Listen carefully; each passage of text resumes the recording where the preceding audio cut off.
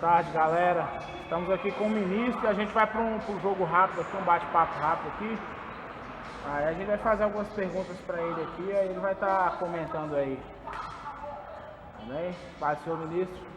Pai Senhor, a todos que estão aí, venture ventos, os ventos virão, estamos aqui para isso. Deus abençoe a todos que estão aí assistindo esse documentário, essa entrevista. E com certeza nós vamos edificar todos que querem evoluir ou um progresso, seja pessoal, social, nacional. Nós acreditamos nisso aí. Show de bola. Pois é, ministro, é assim, né, diante desses ocorridos, né, que nós temos visto aí através dos meios de comunicação, desse vírus aí que se proliferou aí de uma maneira espantosa, que a Bíblia nos fala a respeito desse vírus, desse coronavírus? O que a Bíblia nos fala a respeito dele? Olha, é claro que todos nós sabemos que isso foi algo político, comercial, desonesto. A gente, como respondendo biblicamente ou como cristão, a gente não pode ser imprudente nessa hora, querer mistificar tudo, mas tirando isso aí que a gente já sabe, tirando essa questão aí do socialismo, comunismo, ainda querer tomar aí o mundo de forma política, de forma desonesta, trazendo para o lado bíblico, que eu tenho para dizer para vocês que está tendo alarde aí, não é lá essas coisas ainda, fim, princípio das dores, não é isso ainda, entendeu? A gente vai entrar, entendeu? Se for olhar na base bíblica, a gente vai entrar nessa parte aí, de princípio das dores ainda, né? Tem muita coisa para acontecer, mas eu quero deixar para vocês Mateus 24, quando Jesus fala que no fim dos tempos seria como as dores de parto, guerras, terremotos, rumores de guerra, epidemias. O que é a dor de parto nesse caso? São coisas que sempre aconteceram, mas quanto mais o fim está próximo, elas vão acontecendo com mais frequência. Então, é isso que Jesus está falando, mas tome cuidado com esse alarde aí, de que já Jesus está voltando, até para falar de Jesus, que Jesus está voltando, tem que explicar direitinho aí alguns fenômenos. Então, Deus permitiu, tem um propósito para as pessoas que estão distantes, tem um propósito para a igreja. Agora o problema é o oportunismo, é o setor midiático, o setor artístico, o setor político, aproveitando a situação para tirar benefícios, para colocar medo, para derrubar regimes, entendeu? Então, assim, o problema é o jogo, né, que fazem com isso, e o cidadão, infelizmente, fica refém mais do jogo político, das consequências que virão, do que a própria doença. Então, o vírus veio, todo mundo sabe que não é aquela coisa, as pessoas de risco, claro, houve um acontecimento, mas as pessoas normais é uma gripe, entendeu? Então colocaram aquela coisa toda, e agora o problema é economicamente, é o pobre que ficou sem trabalhar, aquele que foi despedido, é a hipocrisia da burguesia que fica dentro de casa com estoque, mas que é o cara entregando iFood, o frentista abastecendo o posto. Então desculpe, essa tristeza social nossa aí. Ministro, eu queria fazer mais uma pergunta aqui. O senhor fez teologia, né? Sim. Isso ajudou o senhor a falar da atualidade, não só de assuntos da igreja?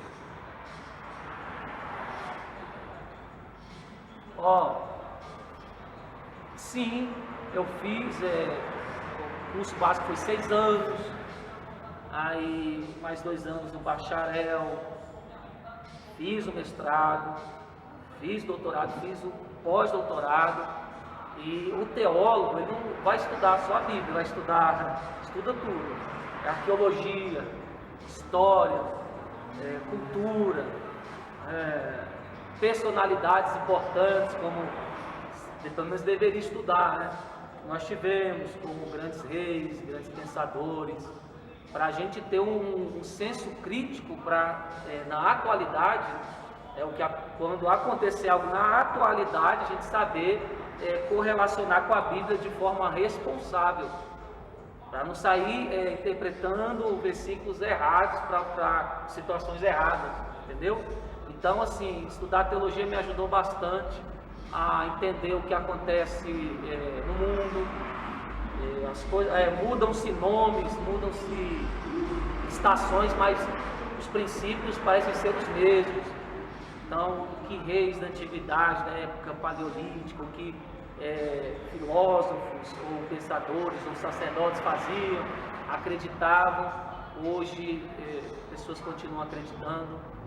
Então, isso contribui para a gente ter um senso crítico nessa hora, sim, a respeito do que está acontecendo sobre a atualidade. E, claro, tem tudo a ver com a palavra de Deus, tudo que acontece tem a ver com teologia, com a palavra de Deus. Ah, sim, show de bola. Ei, ministro, deixa eu te fazer só mais uma pergunta aí em relação a esse vírus aí, né? Porque tem sido algo muito comentado, né? E eu queria saber do senhor se o que essa doença, esses acontecimentos têm a ver com a vinda de Cristo. Olha, o que tem a ver com a vinda, a volta de Cristo, é que a gente chama na Bíblia de sinais. Então, na visão bíblica, essa enfermidade, como tudo que está acontecendo, tal, são sinais, sim. Só que aí você tem que aprender uma coisa, que você falar Jesus está voltando, mas se você não explicar etapas, quem estuda escatologia, quem entende realmente escatologia, vai entender o que eu estou falando. Que antes da vinda de Jesus tem outros acontecimentos. Por exemplo, o próximo acontecimento é o arrebatamento. Mediante os sinais, o princípio das dores que vão vir, a Bíblia vai dar base para que a igreja vai passar pelo princípio das dores, sim. Então tem o princípio das dores, tem o arrebatamento, que não vai ser aqui, Jesus não vai vir aqui na terra, vai ser um encontro nos ares, o mundo não vai ver Jesus, entendeu? Aí vai entrar a grande tribulação, onde a igreja vai estar na Nova Jerusalém, dividida em 2 partes, 3 anos e meio, onde o anticristo, toda aquela coisa, acabando a GT, vai ter o Armagedon, aí sim a volta de Cristo na terra mesmo, triunfante, entendeu? Aí vai ter a entrada do reino milenar, e acabando o reino milenar, Satanás vai ser solto e depois preso eternamente, aí vai vir o juízo das nações e até chegar ao fim. Então tem muita coisa, mas o próximo evento é o arrebatamento da igreja. Isso aí, não é a vinda física. Quem vai vir primeiro na terra é o anticristo.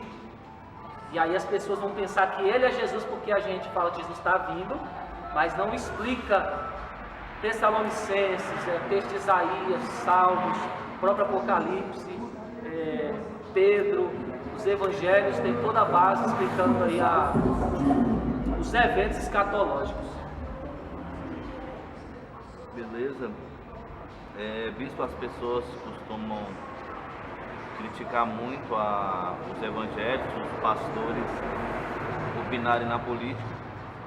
E eu queria saber o que o senhor acha dessas pessoas que criticam um pastor, um evangélico, falar de política, e o que o senhor acha quando eles falam que o senhor não pode falar de política?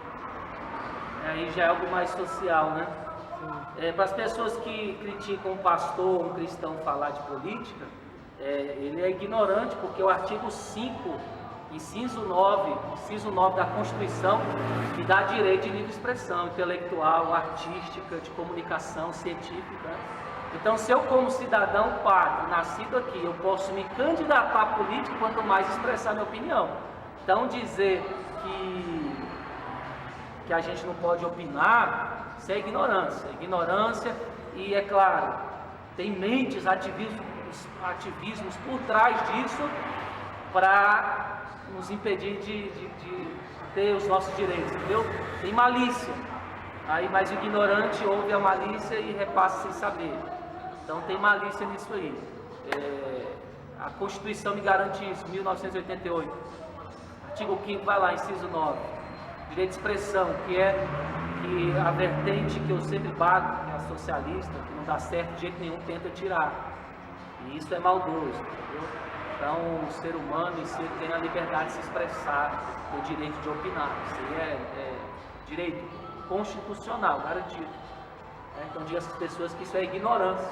Pelo contrário, a igreja deve falar, porque se ela é coluna e baluarte da verdade, se ela tem um direito específico na Constituição, um privilégio até para situações como situações difíceis, então ela tem que ser ouvida mesmo.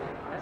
Dizer que o cristão é burro, que o cristão não pode opinar, deixa eu falar uma coisa, quando a ciência chegar lá no topo do conhecimento, já vai ter um teólogo com uma bandeira lá esperando. Isso é a verdade. É interessante. Não, bacana, bispo. E dentro disso aí que o senhor está falando, eu queria perguntar para o senhor uma coisa que muita gente polemiza, né? Que é aquele negócio de política e religião. Qual a sua opinião a respeito disso? O senhor acha que política e religião se misturam? Olha, política e religião sempre foi misturado. O próprio Jesus que os cristãos pregam, ele é religioso e político. Ele veio como sacerdote e vai voltar como rei. Quantas vezes foi chamado de profeta, de rabi, que são ofícios sacerdotais religiosos, e foi chamado de rei de Israel. Entendeu? Então, política e religião se mistura sim. O que não se mistura é igreja e Estado. Diferente. Então, na própria Bíblia, Faraó, reino, né? O que ele tinha ao seu dispor? Os feiticeiros. Né? A religião do Egito como conselheiro, Nabucodonosor escolheu dentre os sábios da Babilônia uns cativos como Daniel para ser seu conselheiro. Olha aí. Reis de Israel, Estados Unidos, Billy Graham, já falecido, Billy Graham, conselheiro do governo americano. Então, política e religião estão mais que misturados. Tudo é ciência de Deus, tudo é importante. O que é ruim são os maus representantes na política e os maus representantes na religião. Rápido, sim. Beleza, bispo, muito bom. Bispo, a gente queria saber, na opinião do senhor, como o Brasil poderia sair da situação da pobreza social e econômica? Cara, para o Brasil sair da pobreza social e econômica, vou te falar uma coisa. Isso aqui vai até, acho que leva mais um tempinho. A minha idade não me permitiu conhecer os representantes políticos que nós tivemos. Isso eu falo conhecer, de ouvi-los. A gente lê história e acaba que com tanta diversidade de meios de comunicação, a gente nem sabe se a história chega pura até nós. Mas eu tive assim, agora, a oportunidade de entender que o Brasil ele sempre teve uma força contrária para o seu crescimento. Todo homem que veio bem intencionado para mudar esse país, ele sofreu poderosas intervenções, dificuldades, entendeu? E o que eu quero dizer para vocês aí nessa pergunta, bem claro. Primeiro, se a grande parte representante do país quisesse a mudança, eles teriam resolvido o problema da dívida externa. Não adianta, população morrendo de pobreza, de fome, e você pagar a dívida externa. De quê? O que é a dívida externa? Pegar o que é nosso, tomar o que é nosso e cobra juros para emprestar para a gente o que é nosso. Então, eu acho que a vida da população é mais importante que pagar juros absurdos. Então não teve homem, o único homem que eu conheço que foi corajoso para tentar enfrentar isso de frente, enfrentar as nações que nos roubam até hoje, foi Enéas Carneiro. Mas o que o sistema socialista que já estava no Brasil, acredito que em 1985 eles já estavam, porque quando a ditadura, isso aí, a galera não entende, fala, a ditadura foi ruim, foi um abuso, não. Vocês não sabiam o que estava acontecendo. O comunismo, como tomou vários países, estavam tomando o Brasil, e foi o exército que se mobilizou para impedir. Então eles queriam fazer aqui a nova Cuba, ativismos nazistas de Hitler, da Tchecoslováquia, aqui na América Latina, desde a Primeira Guerra Mundial, entendeu? Tanto que alguns países conseguiram, o Brasil está nessa luta até hoje, você não sabe disso. Então, 1985, 84, mais ou menos, eu não lembro qual foi o presidente que entrou no poder nesse momento, foi Sarney, né? Eu não sei, posso estar errado, mas nesse momento, como eles não conseguiram tomar a política, tomar o país, eles entraram no meio artístico, entraram na educação, né? E nos jornais, na mídia, então eles dominaram. Então, quando eu via políticos hipócritas tendo 5 minutos, 7 minutos, Enéas Carneiro tendo 1 minuto, 30 segundos, eu já sabia que eles não iam deixar quem quisesse mudar o Brasil, mudar. Então, o que eu acho dessa questão que você falou para sair da pobreza econômica? A gente tem que se libertar dos tentáculos do socialismo. Deixa eu falar uma coisa: fascismo, bolchevismo, nazismo, tantos outros que são assim variações do marxismo. Até Marx sabe que não ia dar certo isso. Até Marx reconheceu que quem não tem nada, que não trabalhou, não pode exigir direitos de espoliado, de tomar de quem trabalhou. Quando eles estavam lá criticando os proletariados contra a burguesia capitalista naquela época, nenhum intelectual, nenhum representante do proletariado, dos trabalhadores, quiseram aderir à causa de Marx. Está entendendo? Então quem foi que aderiu à causa? Foram os chamados Lumpenproletariat, que era o que? A escória dos proletariados, os vagabundos, os preguiçosos. Como eles mesmos não quiseram aderir à revolução, o que aconteceu? Os charlatões se tornaram arauto do marxismo. E aqui que eles fizeram? Deram oportunidade para charlatões como Lula, Obama, defender o direito de finados e finadas que nunca vão receber. Na prerrogativa de direitos do pobre, do trabalhador, mas na simples estratégia de tomar as riquezas para si mesmo. Então, o socialismo não dá certo, é cruel, deixa o Estado tomando conta de tudo, o cidadão refém, o cidadão fica letárgico, mata talentos, não tem concorrência. O que acontece no socialismo? O Estado vai virar uma máfia, né? Ou já é uma máfia, que toma tudo que é nosso, entendeu?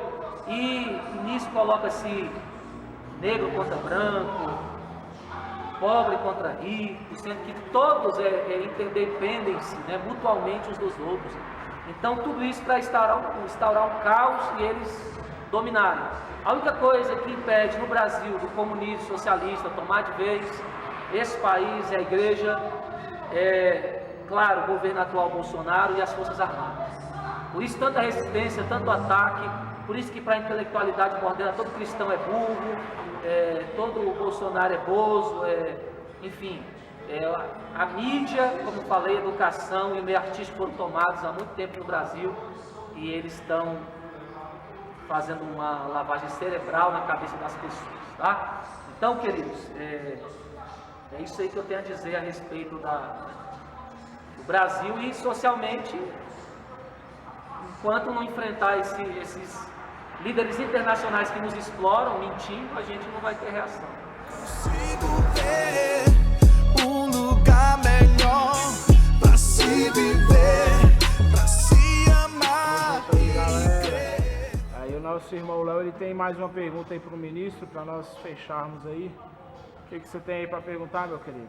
Opa, ministro, diante da situação atual que a gente estamos vivendo agora, por conta desse vírus, gerou um caos aí na vida das pessoas, todo mundo desesperado, a mídia, os governos mandam as pessoas se esconderem na sua casa, e a igreja está no meio disso tudo. Nós também somos parte da sociedade, e surgiu uma polêmica. Alguns cristãos falam que a igreja tem que ficar em casa, outros falam que a igreja precisa sair.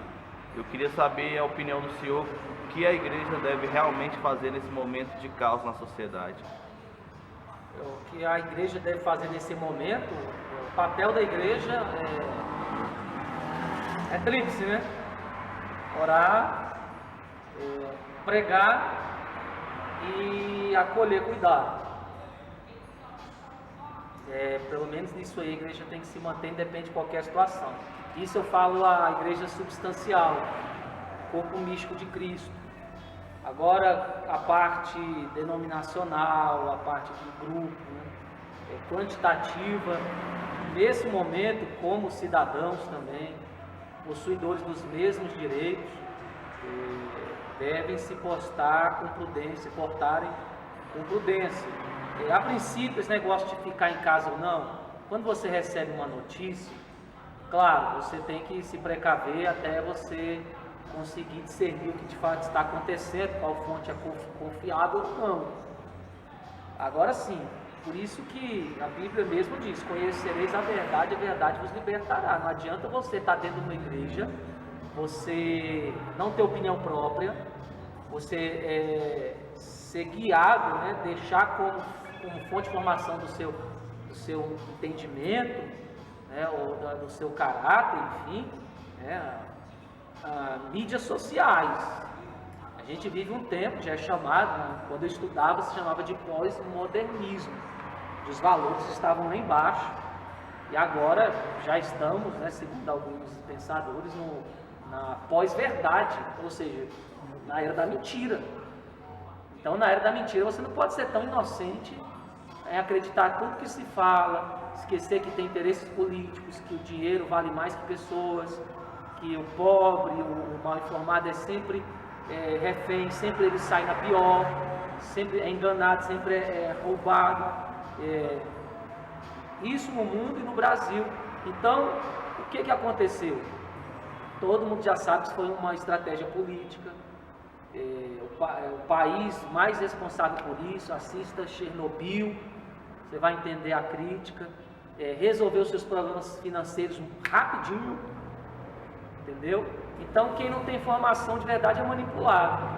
E mais perigoso que o vírus é o caos econômico que eles querem criar, a implantação mundial do comunismo,